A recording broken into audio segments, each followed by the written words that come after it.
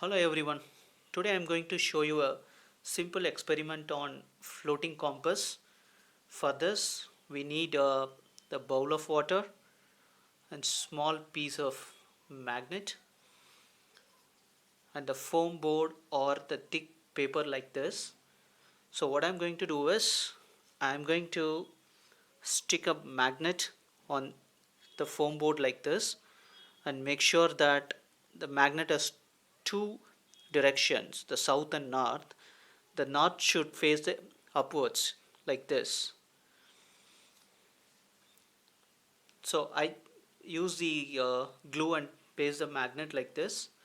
So I'm going to float it on this water.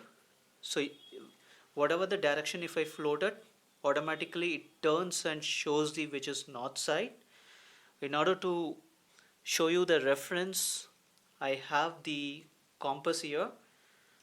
So the red color, if you see, it points towards the north. So I'm just keeping it for the reference here. I'm going to float it like this. See, let's do one more.